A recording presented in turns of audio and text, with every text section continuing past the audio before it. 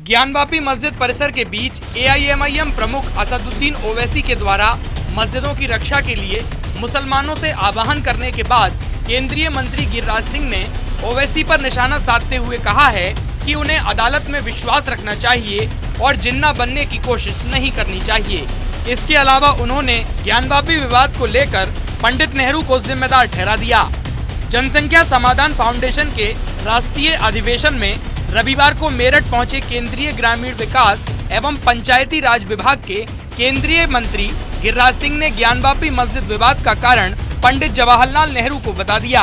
उन्होंने कहा कि तुष्टीकरण की राजनीति के कारण नेहरू ने आक्रांताओं की निशानियों को सहेजा, जिसका ये परिणाम है। केंद्रीय मंत्री गिरिराज सिंह ने ज्ञानवापी विवाद पर कहा कि जब देश का बंटवारा हुआ तभी नेहरू को चाहिए था कि आक्रांताओं की सारी निशानी मिटा दें, लेकिन नेहरू ने तुष्टीकरण की राजनीति के लिए केवल काशी, मथुरा, अयोध्या को ही विवादित नहीं रखा, बल्कि देश में बाबर और औरंगजेब जैसे आक्रांताओं के नाम पर सड़क दे दी। इससे पहले आपको बता दें कि असदुद्दीन ओवैसी ने कहा था कि ज्ञानवापी मस्जिद एक मस्जिद थी और रहेगी। उन्होंने एक वीडियो साझा करते हुए कहा था कि जब मैं 20 साल का था तब बाबरी मस्जिद मुझसे छीन ली गई। अब हम उन्हें अपनी मस्जिदें नहीं छीनने देंगे, हम एक और मस्जिद नहीं खोएंगे। ओवैसी ने ज्ञानवापी सर्वेक्षण पर बड़े पैमाने पर दावों के बीच पहली प्रतिक्रिया के रूप में कहा, ज्ञानवापी एक मस्जिद थी और वही रहेगी और यह हमेशा के लिए एक मस्जिद रहेगी। उन्होंने कहा, हमारी मस्जिदों को बचाना हमारा कर्तव्य है। वहीं इस मामले पर उत्तर प्रदेश के पूर्व मंत्री मोहसिन रजा ने कहा है कि न्यायालय का सभी को सम्मान करना चाहिए। न्यायालय जो निर्देश देगा वह हम सभी को मान्य होगा। देखिए, ज्ञानवापी मामला माननीय न्यायालय में है और माननीय न्यायालय ने जो भी निर्देश और आदेश दिए हैं, सरकार उसके अनुपालन में काम करेगी। शांति व्यवस्था वहां पर हमें बनाकर रखना है, सौहार्द बनाकर रखना है, किसी को कानून हाथ में नहीं लेने देना है और जो भी निर्देश माननीय न्यायालय के हुए हैं उस पूरे प्रकरण को लेकर उसके अनुपालन में सरकार प्रतिबद्ध है और हम अपना काम करते रहेंगे।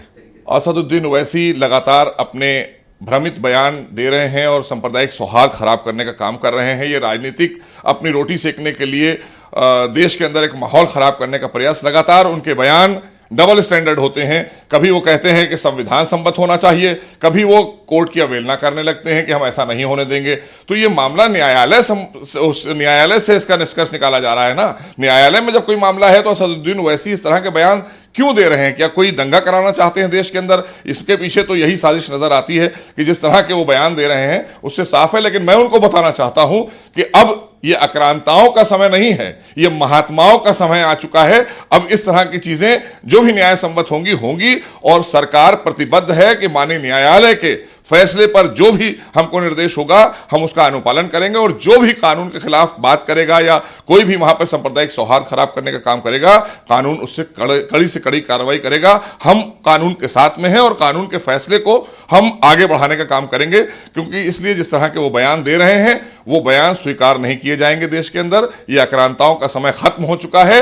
मैंने कहा कि ये देश महात्माओं का है, ऋषि मुनियों का देश है, इसलिए उनको समझना पड़ेगा। बोलने से पहले कोई सांप्रदायिक माहौल नहीं खराब करने दिया जाएगा। जिस तरह के वो बयान दे रहे हैं ये अपनी राजनीतिक रोटियां सेकने के लिए और सांप्रदायिक सौहार्द खराब करने की बात कर रहे हैं, क्योंकि उनके पूर्वजों ने लगातार देश में, जब तक वो उनके पूर्वज थे, उन्होंने पाकिस्तान बंटवारे को लेकर लगातार देश में उपद्रव करने का काम किया था और आज उनके मन में भी वही सब बातें चलती साफ नजर आ रही हैं। तो इसलिए उनकी प्रवृत्ति वही है जो पहले थी उनके पूर्वजों की, वही प्रवृत्ति आज भी है।